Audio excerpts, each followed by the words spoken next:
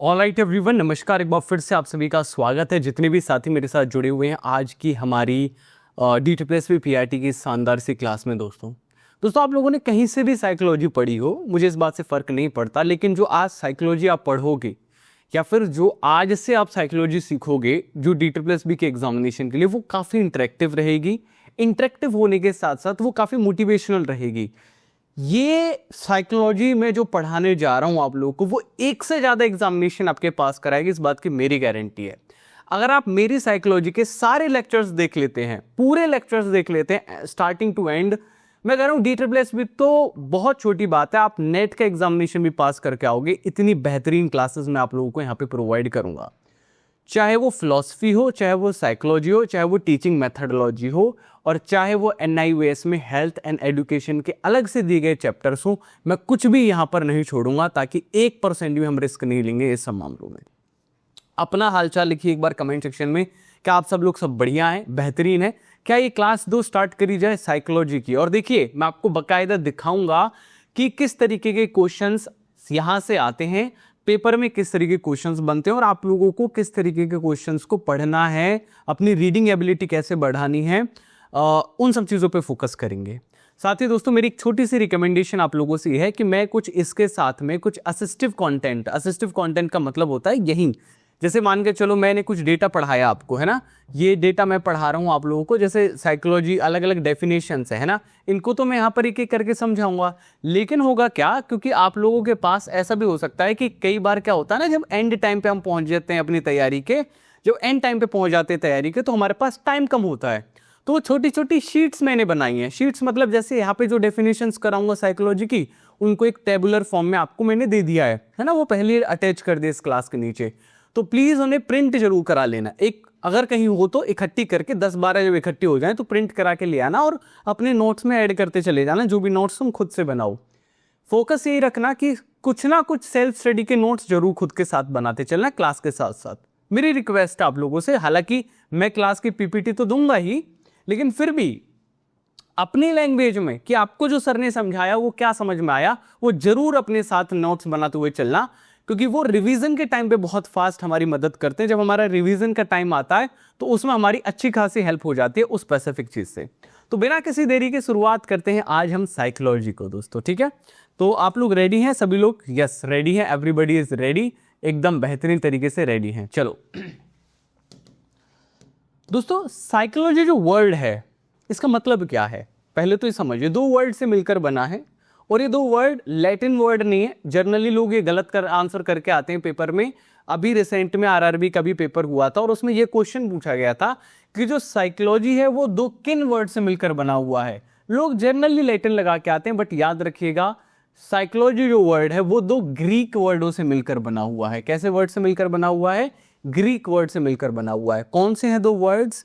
पहला है साइक और दूसरा है लोगोस। अच्छा, लॉजी तो हम कई जगह पढ़ते रहते हैं, ठीक है ना, बायोलॉजी, ठीक है, एंथ्रोपोलॉजी, कई जगह हमारे लॉजी जो वर्ड है हमें पता है कि इसका मतलब अध्ययन करना होता है, उनकी स्टडी करना होता है।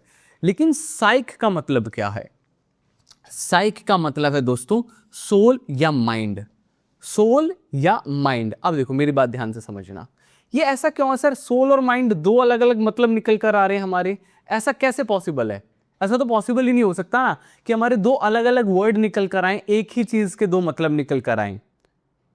मैं आपको समझाता हूं थोड़ा सा, ठीक है। आप में से बहुत सारे लोगों को ये पता है ना कि जब हमारी साइकोलॉजी की जो स्टडी हुई थी स्टार्टिंग में, ठीक है, पहले के जो फिलोसफर्स होते थे, 1 सेकंड गाइस, बस 1 सेकंड का टाइम देना, वो एक मार्क आ रहा है आप लोगों की स्क्रीन पे। हाँ ठीक है, परफेक्ट।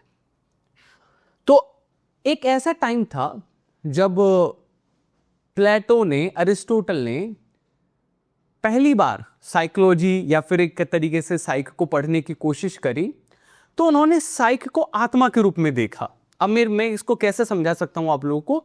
एक बात बताओ, आप लोग सब ऑलमोस्ट आप में से ज्यादातर लोग जेन जी होंगे, है ना, 27-28 एज की उम्र के हिसाब से होंगे, कुछ लोग बड़े होंगे तो रिजर्वेशन वाले होंगे, बट हाँ ज्यादातर अच्छी खासी छोटी उम्र के ही होंगे।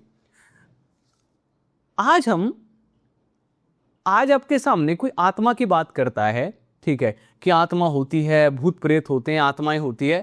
आप लोगों को बड़ा अजीब लगता होगा यार ये आत्मा की बात क्यों कर रहा है, ठीक है। लेकिन एक टाइम ऐसा था प्लेटो के समय में, या फिर अगर हम अरिस्टोटल के समय की बात करें, तो हमने मस्तिष्क से ज्यादा ये समझा था कि इस ढांचे के अंदर ब्रेन से कहीं ज्यादा एक आत्मा है, और वो आत्मा ही सारे के सारे शरीर को चलाती है, वो थॉट प्रोसेस को आत्मा निकाल के देती है। तो वो अनसाइंटिफिक था, ठीक है। इसलिए बोला जाता है विलियम वुंड की जो लाइब्रेरी है कि भैया उन्होंने सबसे पहले साइंटिफिक स्टार्टिंग करी थी साइकोलॉजी को, है ना। क्योंकि हम पहले माइंड के पर्सपेक्टिव को नहीं देखते थे, पहले हम अनसाइंटिफिक पर्सपेक्टिव देखते थे। और वो अनसाइंटिफिक पर्सपेक्टिव क्या था बेटा जी, साथियों जी, दोस्तों जी, वो था सोल, आत्मा। यानी जब हम स्टडी करते हैं आत्मा की तो भी वो साइकोलॉजी बोला जाता है, और जब हम स्टडी करते हैं माइंड की तब भी वो साइकोलॉजी बोला जाता है। Is that clear to your brain, yes और नो, हाँ या ना। सब लोग लिखेंगे कमेंट सेक्शन में हाँ सर, ठीक है। यानी कि आज हमारी साइकोलॉजी माइंड और सोल को बेशक से अलग करके देखती हो, लेकिन एक टाइम ऐसा था जब हम साइकोलॉजी में सोल यानी हमारी आत्मा और हमारे ब्रेन को, माइंड को हम एक ही समझा करते थे, है ना।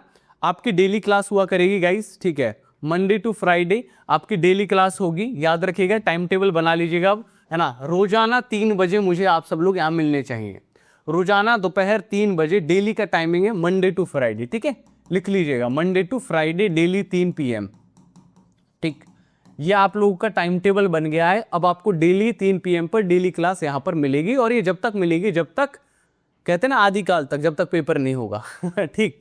मतलब एक बार रिवीजन पूरा करा देंगे, पूरा सिलेबस करा देंगे, फिर उसके बाद रिवीजन करा देंगे आपको 2-3 बार, उसमें आपकी अच्छी खासी पकड़ हो जाएगी, ठीक है। याद रखना साइकोलॉजी पे। अब हम बात करते हैं यहाँ पर उसके आगे, ठीक है। सो हम ये मान सकते हैं कि जो ओरिजिनली जो साइकोलॉजी जब जन्मी थी तो वो आत्मा के अध्ययन पर जन्मी थी, और जैसे जैसे साइंटिफिक चीजें बढ़ी तो हमने माइंड के स्ट्रक्चर को, फंक्शन को समझना स्टार्ट किया, और वहीं से हमारे अलग अलग स्कूल्स निकले। स्ट्रक्चरलिज्म का स्कूल हो, फंक्शनलिज्म का स्कूल हो, वो धीरे धीरे स्कूल्स अलग अलग डेवलप होने लगे, एंड देन फिर साइको एनालिसिस आने लगा, ठीक है। आई बात समझ में? चलिए आगे बढ़ते हैं।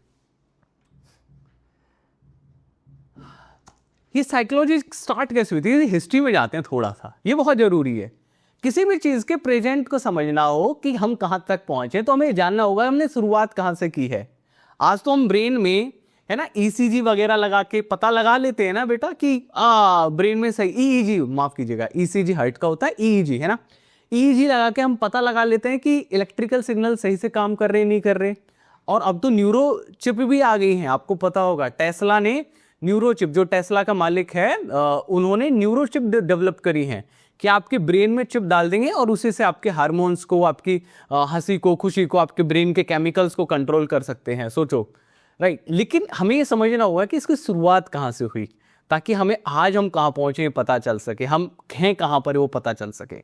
तो जो साइकोलॉजी की जब स्टार्टिंग हुई, उस समय पर इसको फिलॉसफी की एक ब्रांच माना जाता था, क्योंकि उस समय पर आपको पता है कि फिलॉसफी का काफी बोलबाला था, एंड ज्यादातर चीजों को फिलॉसफी के अंडर ही देखते थे। अगर तुम साइंस भी पढ़ते थे ना उस समय, तो उसको रियलिज्म के अंदर देखते थे। समझ रहे हो मेरी बात? मतलब फिलॉसफी से स्टार्टिंग हुई साइकोलॉजी की, मतलब फिलॉसफी के अंडर, फिलॉसफी एक बहुत बड़ी ब्रांच है जिसके अंदर आइडियलिज्म है, रियलिज्म है, उसके अंदर नेचुरलिज्म है, वैसे करके बहुत सारी ब्रांच हैं, जिनमें एक ब्रांच आपकी फिलॉसफी है। अब फिलॉसफी को अगर आप ध्यान से देखोगे, ठीक है, फिलॉसफी को अगर आप ध्यान से देखोगे तो इसके बारे में सबसे पहले किन्होंने चर्चा करी है? सबसे पहले 2 लोगों ने बात करी है, याद रखिएगा, प्लेटो एंड अरिस्टोटल ने। किसने?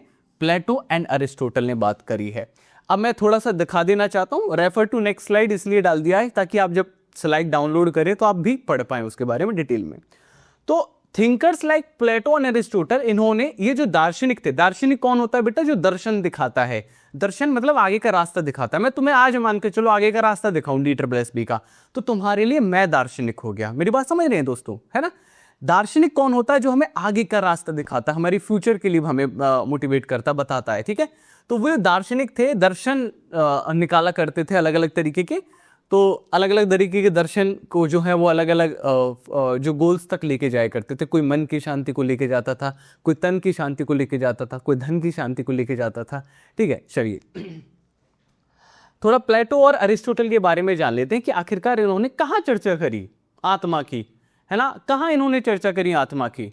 यानी कि जो आज हम साइकोलॉजी पढ़ रहे हैं, साइकोलॉजी की चर्चा कहाँ करी है प्लेटो ने, पूछा जा सकता है आप लोगों से DSSB में। तो याद रखिएगा, प्लेटो ने एक डायलॉग्स लिखे थे जिसमें रिपब्लिक बहुत फेमस है, और रिपब्लिक से अब की बार क्वेश्चन आया है।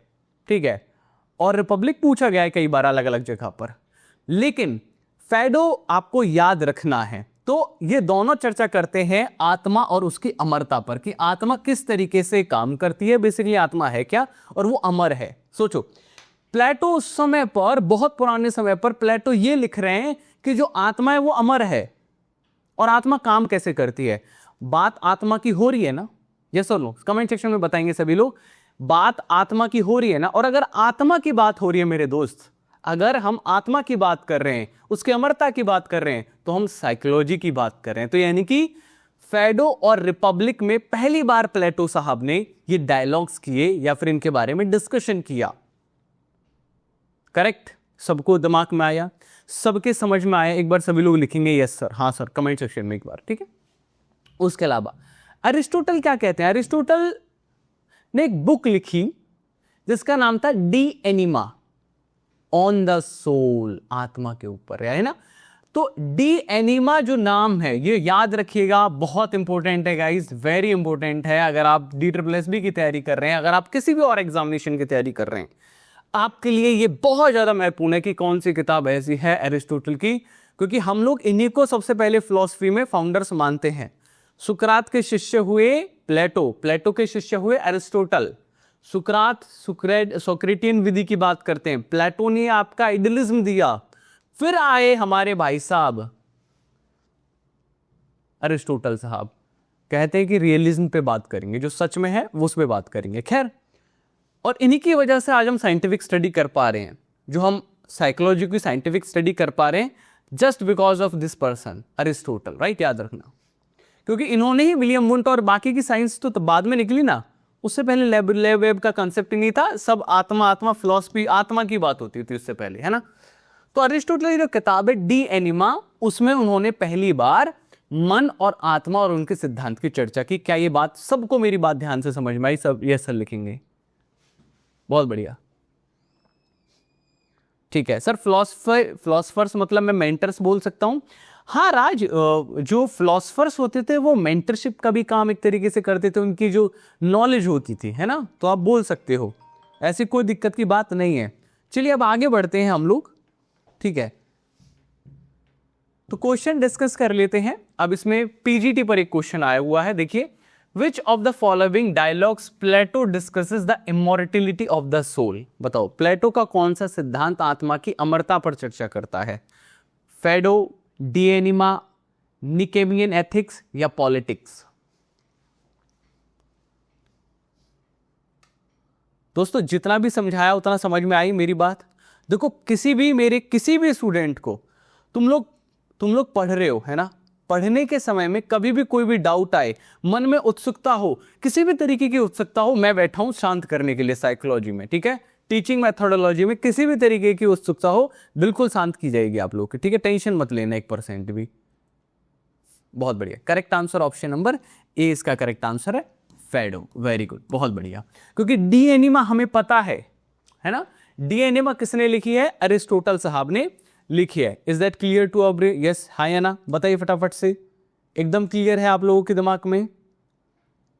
चलिए आगे बढ़े। चलो, यहां पर अगला क्वेश्चन आता है आपके सामने। अरिस्टोटल का जो वर्क है De Anima is mainly concerned with, TGT का क्वेश्चन है भाई लोगों।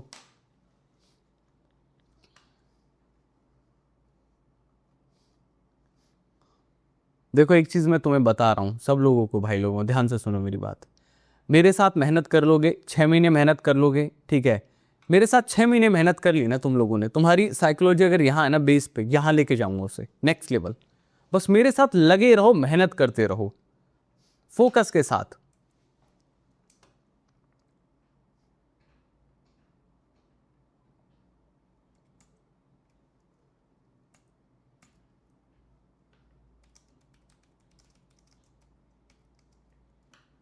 बहुत बढ़िया, शाबाश। तो करेक्ट आंसर है दोस्तों यहाँ पर बिल्कुल आप सभी ने दिया, सोल एंड माइंड पर काम करते हैं, आत्मा और मन पे काम करते हैं, बिल्कुल। अच्छा, एक चीज नहीं पूछी आप लोगों ने कि सर ये बताइए, ये जो निकोमेनियन एथिक्स की बात होती है, ये किसने लिखी थी?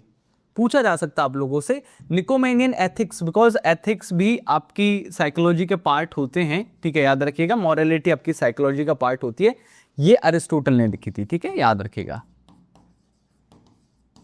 ठीक है, आगे बढ़ते हैं। अच्छा, in which Plato's work the idea of philosopher king found? Philosopher king का आइडिया कहां पर है? दार्शनिक राजा की अवधारणा कहां मिलती है कि राजा को दार्शनिक होना चाहिए?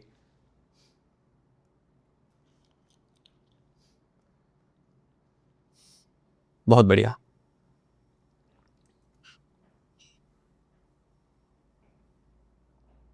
मैंने बताया ना, उन्होंने जो किताब लिखी थी द रिपब्लिक, उसमें बताया था कि राज साम्राज्य कैसा होना चाहिए, राजा के काम लिखे थे, प्रजा बताई थी कैसी, तो सब द रिपब्लिक के अंदर है। Correct answer option number B, the republic, right. बहुत बढ़िया, नाइस। तो यानी कि आप लोग यहां तक काफी सारी चीजों को सीख चुके हैं। इसके अलावा अब यहां पर अगर हम बात करें तो पास्ट में कुछ बाकी नहीं है। उसके बाद चूंकि अब ये पास्ट बीत चुका, ठीक है, ये तो फिलॉसफीज थी, ठीक। उसके बाद हमारी जो अलग अलग डेफिनेशंस दी लोगों ने कि हम साइकोलॉजी को कैसे देखते हैं, साहब फलाना साइकोलॉजी को कैसे देखता है, ठीक है, उन डेफिनेशंस को एक बार हम जान लेते हैं। तो डेफिनेशंस, हाँ, पहले आप लोगों से पूछ लूं भाई, आगे बढ़ जाऊं या किसी को कोई डाउट? किसी को कोई डाउट है, आगे बढ़ जाऊं? सब कह रहे हैं सर आगे बढ़ जाओ, कोई दिक्कत की बात नहीं है। सो साइकोलॉजी, सबसे पहली डेफिनेशन आती है साइकोलॉजी की, एज अ सोल, ठीक है, स्टडी ऑफ सोल। ये एशियंट डेफिनेशन है, ग्रीक ओरिजिन है इसका, ठीक है, याद रखिएगा, जो हमने पढ़ लिया है ऑलरेडी। फिर हमने साइकोलॉजी को हमने स्टडी ऑफ माइंड पढ़ा, ये फिलोसफिकल व्यू है, जब तक साइंटिफिक स्टडीज नहीं हुई थी तब तक, ठीक है, हम लोग उसको साइंस ऑफ माइंड मानते थे, ठीक है। अब आगे बढ़ते हैं, अब हम प्रॉपर साइंस पे चलते हैं, ठीक है। ये बहुत इंपॉर्टेंट है दोस्तों, विलियम जेम्स, बहुत इंपॉर्टेंट नाम, इनके बारे में हम आगे इनके काम भी जानेंगे विलियम जेम्स के, बट नाम याद रखिएगा, बहुत इंपॉर्टेंट नाम है, ठीक, ध्यान समझिए। William James 1819, psychology is the science, क्या डेफिनेशन देते हैं साइकोलॉजी की? Psychology is the science of mental life, both of its phenomena and their conditions. मतलब जो साइकोलॉजी है साहब, वो मेंटल लाइफ की साइंस है, चाहे उसके फिनोमेना की बात कर लो या उसकी कंडीशंस की बात कर लो, दोनों चीजें आपकी मेंटल लाइफ से रिलेटेड हैं। ये विलियम जेम्स ने 1890 में कहा। ये क्वेश्चन आ चुका है, ये डेफिनेशन पूछी जा चुकी है कि साइकोलॉजी को mental life, science of mental life के रूप में किसने देखा। ये क्वेश्चन आ चुका है, आगे बताऊंगा भी, दिखाऊंगा भी। नाम याद रखिएगा साहब का, विलियम जेम्स साहब। क्या नाम याद रखिएगा? विलियम जेम्स साहब।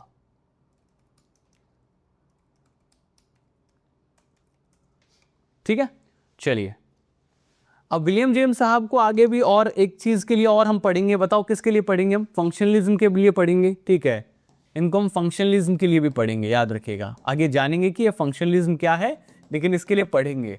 अच्छा, इनकी कौन सी बुक थी जो बहुत ज्यादा प्रभावित करी लोगों को? याद रखिएगा, इन्होंने ना प्रिंसिपल्स बताए थे 1890 में, 1890 में इन्होंने प्रिंसिपल्स बताए थे साइकोलॉजी के। तो एक किताब आई थी जिसका नाम था प्रिंसिपल्स ऑफ साइकोलॉजी। इसने काफी प्रभावित किया था लोगों को, ठीक है, याद रखिएगा, प्रिंसिपल्स ऑफ साइकोलॉजी। इन्होंने प्रिंसिपल्स बताए थे फंक्शनलिज्म के रिलेटेड, ठीक है, याद रखना। चलो आगे बढ़ते हैं। फिर आता है विलियम वुंट का नाम, 1878, काफी जाना माना नाम। केवी का कोई भी पेपर आप दे के देख लो, इनके बिना केवी का पेपर अधूरा अधूरा लगता है, विलियम वुंट के साहब के बिना, है ना। ये क्या कहते हैं साइकोलॉजी को? ये कहते हैं कि यार जो साइकोलॉजी है ना, वो इमीडिएट एक्सपीरियंस है इंट्रोस्पेक्शन का। मतलब मनोविज्ञान, जब आप अपने अंदर आत्म अवलोकन करते हो, अपने आप को जानते हो, अपने आत्मा को जानने की कोशिश करते हो, वही बेसिकली साइकोलॉजी है। अपने आप के इंट्रोस्पेक्शन जब आप करते हो, ये वर्ड बहुत ज्यादा याद रखेगा क्योंकि पूछा गया था किसने अपने इंट्रोस्पेक्शन पर काम किया। याद रखिएगा, विलियम वुंट साहब ने कहा है कि इमीडिएट एक्सपीरियंस ऑफ इंट्रोस्पेक्शन, मतलब अपना खुद का क्या होना चाहिए, इंट्रोस्पेक्शन होना चाहिए। यही उनके हिसाब से साइकोलॉजी है। वो जो अनुभव होंगे आप लोगों को वही साइकोलॉजी है इनके हिसाब से, ठीक है, याद रखिएगा। और इनको हम जानते हैं पहली साइकोलॉजी की लैब, ठीक है, उसके बारे में आगे बताऊंगा। अभी मैं जब स्ट्रक्चरलिज्म हम पढ़ेंगे, ठीक है, तब मैं बताऊंगा कि कैसे विलियम वुंड साहब ने पहली अपनी लैब की स्थापना करी थी जर्मनी में, और क्या क्या खोज हुई थी, कैसे उन्होंने इंट्रोस्पेक्शन को आगे बढ़ाया, और उससे काफ़ी सारी चीज़ें हमें पता लगी। बट इस इंसान को बहुत सारा क्रेडिट देना चाहिए। यहीं से हमारे मॉडर्न जितने भी स्कूल्स हैं साइकोलॉजी के, फिलोसफिकल स्कूल्स गए अरिस्टोटल एंड प्लेटो के साहब के टाइम के, मॉडर्न जो स्कूल्स हैं जो अभी चल रहे हैं, स्ट्रक्चरलिज्म हो, फंक्शनलिज्म हो, है ना, साइको एनालिसिस हो, इसी इंसान की बदौलत है।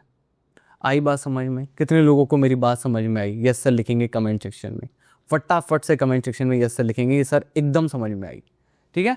साइंटिफिक बिगिनिंग, पहली बार हमारे ब्रेन के स्ट्रक्चर को साइंटिफिक तरीके से समझने के लिए विलियम वुंड साहब को क्रेडिट जाता है। थैंक यू विलियम वुंड साहब, ठीक है।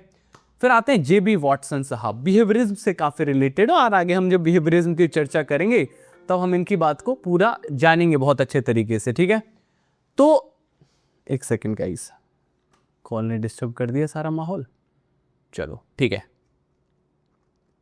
तो आवाज आ रही है आप लोगों को? माइक वाइक का कनेक्शन तो नहीं टूटा है? आवाज आ रही है सबको? ठीक, बहुत बढ़िया, शाबाश। तो अभी हम जो बात कर रहे हैं यहाँ पर विलियम वुंड जेबी वॉटसन साहब की, कि भैया 1913 में इन्होंने बेसिकली बिहेवियरिज्म से काफ़ी सारी चीज़ें हमें दी।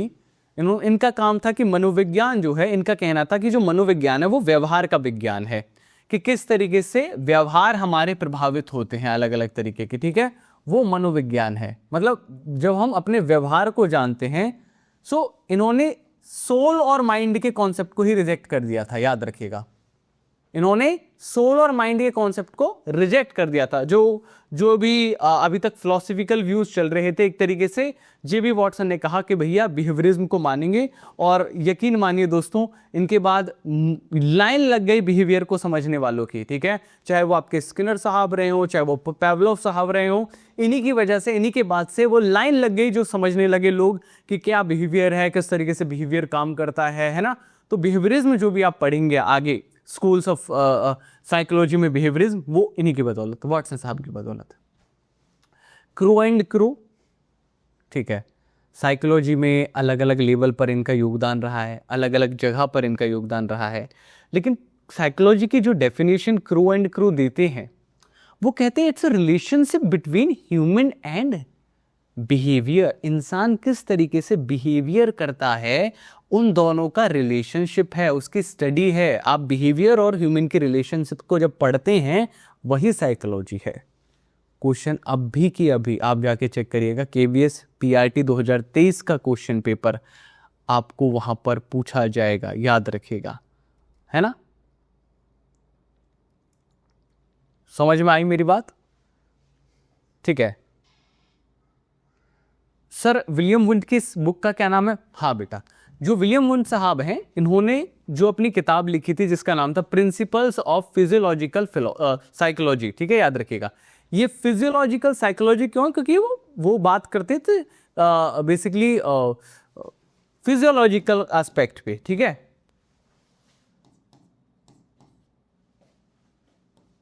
सॉरी, फिजियोलॉजिकल साइकोलॉजी, ये किताब थी इनकी, ठीक है, ठीक। और कोई डाउट? देखो बहुत अच्छा लगा मुझे, राज ने बहुत प्यारा क्वेश्चन पूछा, ग्रेट राज, ठीक है। जेबी वॉटसन हो गए, फिर क्रू एंड क्रू की डेफिनेशन होगी।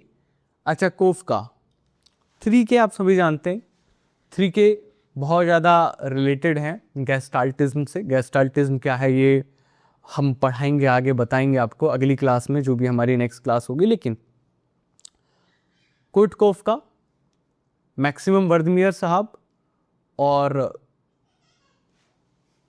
आपके कोहलर साहब, इन 3 इंसान का नाम गेस्टाल्टिज्म से जोड़ा ही जाता है। Everybody knows that. गेस्टाल्टिज्म है क्या? ये फोकस करता है कि किस तरीके से हम चीजों को संपूर्णता से देखते हैं। मैं जैसे उदाहरण देना चाहूं आप लोगों को, छोटा सा उदाहरण देना चाहूं, आप मुझे बताइए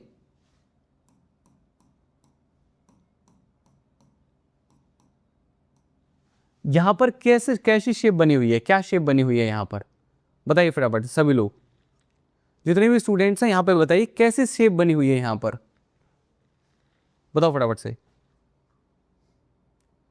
एक बार फटाफट से बताओ यहां पे शेप कैसी बनी हुई है। कम ऑन, ओके, गो गो गो गो। क्या हुआ है, कमेंट्स नहीं आ रहे भाई। अच्छा हाँ, ट्राइंगल, प्राची कह रही है it's a triangle, okay. Shabnoor Khan कह रही है ट्राइंगल, ठीक है। अंशु कह रही है ट्राइंगल, ओके। प्रिया कह रही है ट्राइंगल। लेकिन यार मैंने तो ट्राइंगल बनाया ही नहीं है, मैंने तो बस ऐसे कुछ डॉट ऐसे ही रख दिए हैं, तुम्हारे ब्रेन ने कैसे परसीव कर लिया कि ये ट्राइंगल है। This is law of closure, है ना, कि अपने आप तुम्हारे ब्रेन ने ये परसीव कर लिया कि ये पूरी आकृति है और वो एक ट्राइंगल बना रही है। जबकि ऐसा भी तो हो सकता है ना, हमने बस इस शेप में इन डॉट्स को ऐसे रख दिया है, समझ रहे हो, ट्राइंगल तो ऐसा होता, बट तुम्हारे ब्रेन ने अपने आप इस चीज को ऐसा समझाया नहीं समझाया। सर लिखो फटाफट से कमेंट सेक्शन में, बिल्कुल लिखाना, बिल्कुल समझाना कि यार ये चीज ऐसी दिखती है। यही है गेस्टाल्टिज्म। हम संपूर्ण रूप से किसी भी चीज का अध्ययन करते हैं, हमारा ब्रेन जो है वो किसी चीज को संपूर्ण रूप से पढ़ता है। व्यवहारों का अध्ययन संपूर्ण रूप से होना चाहिए, भागों में नहीं होना चाहिए, छोटे छोटे पार्ट्स में नहीं होना चाहिए। अगर कोई स्माइल कर रहा है तो आप उसके दांत नहीं देखोगे कि दांत स्माइल कर रहे हैं, आप उसका पूरा फेस देखोगे कि देखो स्माइल आ रही है चेहरे पे। दिस इज गेस्टाल्टिज्म, जो आगे हम पढ़ाएंगे भी आपको, ठीक है। खैर, कोफ्का जो गेस्टाल्टिज्म से रिलेटेड है वो कहते हैं कि psychology is the science of behaviour, psychology science है बिहेवियर की, but behaviour must be studied as a whole, not in parts. Next, तो क्वेश्चन आया DSSB का दोस्तों, ये क्वेश्चन है, सोल्व करो। देखो अब मैं आपको जो बता रहा था ना कि यार रीडिंग हैबिट डालो, रीडिंग हैबिट डालो, ऐसे क्वेश्चन आएंगे। अब आप सोचो कि ऐसे क्वेश्चंस हों और कितने क्वेश्चन आएंगे भाई, 100 क्वेश्चन आएंगे ऐसे, ठीक है। अपने पास टोटल अगर हम देखें तो 100 क्वेश्चन के लिए कितने मिनट्स हैं, 60 मिनट हैं, क्योंकि पहले 60 मिनट तो पहले सेक्शन में भी चाहिए भैया, है ना। तो या तो पहले सेक्शन से इतना टाइम बचाओ कि हाँ आराम से 100 मिनट्स निकाल सको, जो कि पॉसिबल नहीं है, 20 मिनट में थोड़ा ना कर दोगे पहला पार्ट, ठीक है। दोस्तों यहाँ के लिए 60 मिनट आपको निकालने होंगे, क्योंकि इतने बड़े बड़े क्वेश्चन आते हैं। पढ़ो क्वेश्चन को, तो प्लीज मेरे कहने से एक काम करना, मोनिका हुआ, फिर मोनिका हुई, प्रिया हुई, साक्षी हुई, शबनूर हुई, छोटा सा काम कर लेना। वैसे तो अच्छा यही रहेगा कि DSSB की किताब ही पढ़ो कोई ना कोई, ठीक है। आपके पास किताब नहीं है, इट्स ओके, मेरे जो मैं कंटेंट दूंगा प्रिंट निकाल के पढ़ लेना। जो भी नोट्स अभी आने वाले हैं आप लोगों को मिलने वाले हैं नोट्स, ठीक है। बाय द नेक्स्ट वीक हम लोग आपको 2 या 3 यूनिट्स तो दे चुके होंगे, ठीक है। टेक्निकल इश्यूज आ रहे हैं कुछ, इस वजह से अभी तक वो आ नहीं पाए। बेसिकली जो फाइनल जो एडिटिंग होती है उधर कोई इशू आ रहा है छोटा सा, वो आज हो भी गया सोल्व, ठीक है। तो बाई नेक्स्ट वीक वो पूरे नोट्स मिलेंगे। तो मेरी कहने से एक काम करना, डेली 50-60 पन्ने पढ़ने की आदत डालो, 50-60 पन्ने पढ़ने की आदत डालो, और आदत डालो, प्लीज डालो, और स्क्रीन पे पढ़ो। ये भी एक मैं फैक्टर बता दूं, स्क्रीन पे पढ़ना ज्यादा से ज्यादा। अगर लैपटॉप है घर में एक्सेसिबल, बहुत बढ़िया बात है, अच्छी बात है। क्लासेस भी लैपटॉप पे देखना स्टार्ट करो। क्यों कह रहा हूं, क्योंकि आदत तो डालनी पड़ेगी। मॉक टेस्ट जितने भी होंगे वो ऑनलाइन पढ़ना, बस जो मैं बोलूंगा ना कि प्रिंट निकालना है वो चीज प्रिंट निकाल लेना, ठीक है। बाकी आदत सारी स्क्रीन की डालना। सर क्या हमें नोट्स बनाने के बाद नीड है किसी नोटबुक की? देखो शबनूर, नोट्स अगर अपने खुद के बना रहे हो तो कोई नीड नहीं है किसी भी किताब की, मैं आपको इनफ मटेरियल कराऊंगा, ठीक है, कोई टेंशन नहीं लेनी। देखो, consider the following statement about definitions of psychology. William Wundt defined psychology as study of immediate experience through introspection. William Wundt ने कहा था कि भैया जो साइकोलॉजी है वो इमीडिएट अनुभव है इंट्रोस्पेक्शन के द्वारा, ठीक है। आई स्टेटमेंट नहीं आई, देखो अभी जो पढ़ाया तुम लोगों को पेपर में आया नहीं आया, तुम ये देखना बस कि कंटेंट में कितनी ताकत है, जो भी मैं तुम्हें पढ़ा रहा हूं, ठीक है, जो भी मैं तुम्हें पढ़ा रहा हूं। दूसरा, JB Watson considered psychology as a science of mental life. क्या JB वॉटसन ने साइंस को मेंटल लाइफ के रूप में कंसीडर किया था, मनोविज्ञान को? बताओ।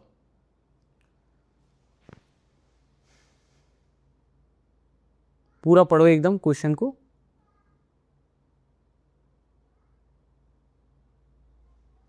ध्यान से पढ़ो, है ना? ठीक। William James define psychology science of mental life, correct बात है ना? According to APA, psychology is scientific study of mind and behaviour. बताइए।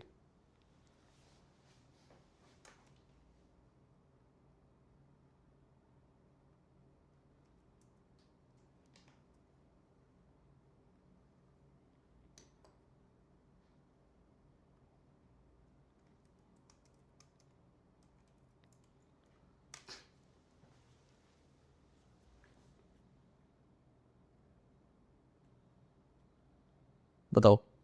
सो एपीए क्या है? बहुत सारे लोगों को लगेगा कि सर एपीए क्या है।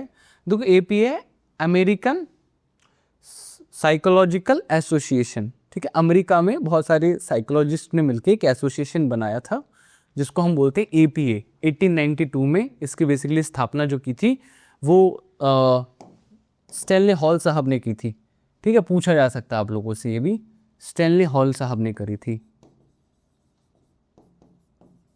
ठीक है?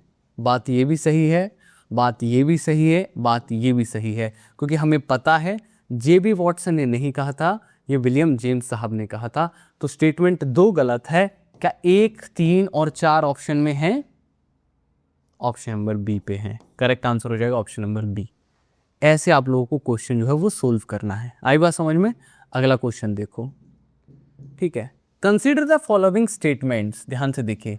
अच्छा, मैं क्वेश्चन सारे इसी फॉर्म में कराऊंगा आगे, या अभी तो मैं DSSP के प्रीवियस ईयर क्वेश्चंस को कनेक्ट करके पढ़ा रहा हूं, लेकिन अपने एंड से भी जो क्वेश्चंस कराऊंगा, तुम लोगों को भी जो क्वेश्चंस दूंगा वो ज्यादा से ज्यादा इस टाइप के क्वेश्चंस दूंगा, ठीक है? प्रैक्टिस करने के लिए, क्योंकि ऐसे क्वेश्चंस की प्रैक्टिस करेंगे तो छोटा वाला क्वेश्चन तो अपने आप टाइम बच ही जाएगा, अपने आप आसान लगेगा। सही बात है, करेक्ट बात है ना? बताओ, इनमें से कौन सा स्टेटमेंट जो है वो सही है? अच्छा, ancient Greek thinkers considered psychology as study of soul. जो ग्रीक थिंकर्स थे उन्होंने साइकोलॉजी ऑफ सोल समझा था। अच्छा, ठीक है। The philosophical view of regarded psychology as science of mind. क्या हमारे जो फिलोसफिकल व्यू था उसने साइंस को as a study of mind समझा था? बताओ।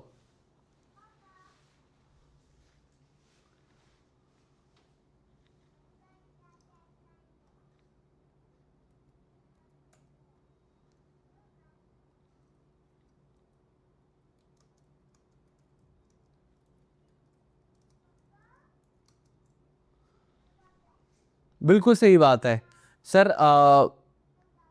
साइंस एक प्रोफेशन के तौर पे देखती थी, एक स्टूडेंट लिख रहे हैं, बिल्कुल सही बात है, एकदम करेक्ट बात है।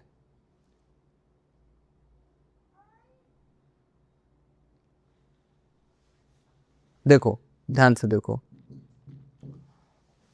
एशियंट ग्रीक थिंकर्स थे, उन्होंने साइकोलॉजी को सोल समझा, करेक्ट। फिलोसफिकल व्यू जो रहा साइकोलॉजी का वो साइंस ऑफ माइंड रहा। फिलोसफीज में हमने माना कि फिलोसफीज में हमने माना था, थिंकर्स ने सोल माना, फिलोसफिकल व्यू में माइंड माना। फिर क्रो ने डिफाइन किया साइकोलॉजी को as the study of human behaviour and human relationship, correct है ना? डिफाइन किया था। विलियम मैकडूगल जो बिलीव करते थे दैट साइकोलॉजी कैसे होनी चाहिए, psychology should ignore prediction and control of behaviour, ये बात गलत है, ठीक है? ये गलत बात है। विलियम मैकडूगल ने ऐसा कोई बिलीव नहीं रखा है। तो करेक्ट आंसर हो जाएगा A B C 1 2 3। Yes, option number 1 is the correct answer, ठीक है? चलिए अगला क्वेश्चन। मनोविज्ञान व्यवहारवाद के जनक किसे माना जाता है?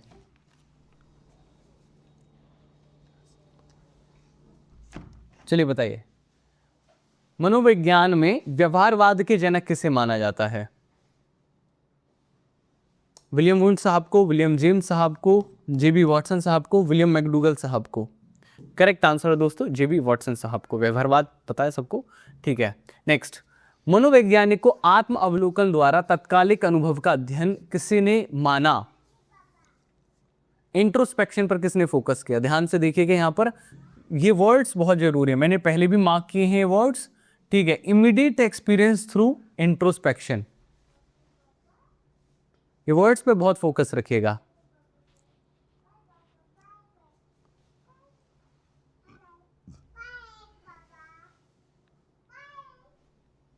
अभी हमने बताया था विलियम वुंड साहब जब स्ट्रक्चरलिज्म की खोज कर रहे थे तब उन्होंने साइकोलॉजी को एक्सपीरियंस थ्रू इंट्रोस्पेक्शन ही माना था, याद रखिएगा। Next, according to William James psychology is, William James के हिसाब से साइकोलॉजी क्या है?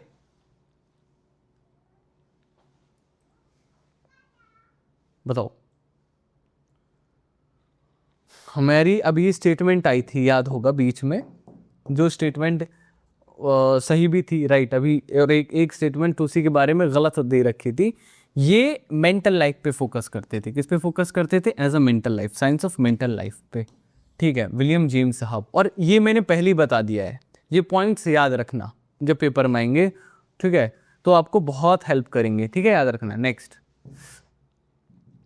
विच psychologist is associated with gestalt psychology? बताओ कौन गेस्टाल्ट साइकोलॉजी से रिलेटेड है? कौन कौन फर्स्ट टाइम मेरे बैच में आया है वो फर्स्ट टाइम लिख दीजिए, एक बार एक लिख दीजिए, जो भी फर्स्ट टाइम बैच में आया मेरे में, ठीक है, फर्स्ट एक लिखिए। और जो ये है कि नहीं सर हम तो पहले भी बैच पढ़ चुके हैं, वो तो जानते हैं भाई, है ना।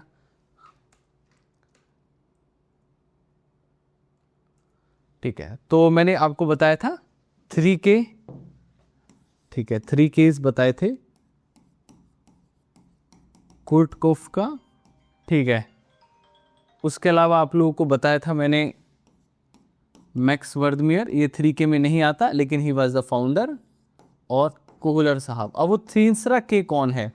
बिकॉज ये तीसरा के ने डायरेक्टली नहीं इनडायरेक्टली कनेक्टेड है, ही वॉज कुर्ट लेविन, ठीक है। ये तीन चार नाम है, चार नाम है जो गेस्टाल्टिज्म से आप जोड़ सकते हो बहुत अच्छे तरीके से, याद रखना, ठीक। जो भी फर्स्ट टाइम आए हैं, ठीक है, जो भी फर्स्ट टाइम आए हैं उनका सभी का स्वागत, पुराने वालों का भी स्वागत, शबनूर खान, मोनिका, राज एंड सभी का बहुत बहुत स्वागत। कैसा लग रहा है आप लोगों को? मज़ा आ रहा है पढ़ने में? अच्छा लग रहा है? चलिए आगे बढ़े। ओके, अब हमारी कल होगी एक अगली क्लास, अगली क्लास के लिए तैयार रहो। आज के लिए हमारा इनफ हो गया मामला, ठीक है, इनफ हो गया। आज हमने थोड़ा हिस्टोरिकल पर्सपेक्टिव जान लिया, डेफिनेशंस जान ली, लेकिन अब हम आएंगे कि किस तरीके से साइंटिफिक तरीके से जो हमारी साइकोलॉजी है वो ग्रो होती चली गई, वो किस तरीके से अलग अलग लेवल पे ग्रो हुई, चाहे वो सबसे पहले स्ट्रक्चरलिज्म रहा हो, फिर उसके बाद फंक्शनलिज्म रहा हो, फिर उसके बाद बिहेवियरिज्म रहा हो, फिर साइको एनालिसिस थ्योरी का आना हो, फिर उसके बाद गेस्टाल्टिज्म रहा हो, फिर फील्ड थ्योरी, और अभी के हिसाब से जो पर्पजविज्म चल रहा है वो रहा हो। तो ये सारी चीज़ों पर कल होगी चर्चा। आप लोगों का भर दिया है मैंने पर्चा, ठीक है, रेडी रहो, पेपर पास करके आना है। मेरे साथ रोजाना 3 बजे जुड़ो पेड नोट्स में, ठीक है, कोई आप लोगों को नहीं रोक पाएगा। मैं आपको सबसे ज्यादा इंटरेक्टिव वे में पढ़ाऊंगा, और मैंने आपको प्रॉमिस किया है, मैं 470 में मैं आपको 5000 6000 की वैल्यू दूंगा, और आप खुद कहोगे कि सर अपने हद से ज्यादा किया हमारे लिए। ये मैं आपसे कहलवा दूंगा, ये मेरा प्रॉमिस आप लोगों से, ठीक है। ये मैं इसी चीज के लिए काम कर रहा हूं। तो जो भी पहली बार मेरी क्लास में आए, मजा आया आप लोगों को? देखो मैं फिर से एक बार रिवाइज करा देता हूँ कि क्या क्या हमने पढ़ा। बेटा आज हमने कुछ ज़्यादा नहीं पढ़ा है, बहुत ज़्यादा टेंशन मत लेना कि सर क्या क्या पढ़ लिया, ऐसा कुछ भी नहीं पढ़ा है ना। हमने सिर्फ ये जाना सबसे पहले कि थिंकर्स क्या कहते थे साइकोलॉजी में, वो किस तरीके से सोल और माइंड दो कॉन्सेप्ट्स को डिराइव करते थे। उसके बाद हमने जाना कि साइकोलॉजी की स्टार्टिंग कैसे हुई थी, है ना, फिर उसको साइंटिफिक स्टडी के रूप में कैसे देखा गया। फिर हमने जाना कि प्लेटो ने कौन सी किताब दी थी और एरिस्टोटल ने कौन सी किताब दी थी, किसके ऊपर, साइकोलॉजी के ऊपर। फिर हमने ये भी जाना, अलग अलग क्वेश्चंस हमने कवर किए। कवर करने के बाद फिर हमने जाना कि यार अलग अलग डेफिनेशंस क्या क्या आई समय समय पर साइकोलॉजी की, चाहे वो साइकोलॉजी की आपकी फिलोसफिकल डेफिनेशंस रही हो, या फिर स्टडी ऑफ माइंड या स्टडी ऑफ सोल की डेफिनेशंस रही हो, फिर हमने जाना कि विलियम जेम्स ने क्या कहा, है ना, मेंटल लाइफ की बात करी। फिर हमने जाना विलियम वुंड्स ने किस तरीके से आपको इंट्रोस्पेक्शन के बारे में चर्चा करा, भैया इंट्रोस्पेक्शन से साइकोलॉजी आती है।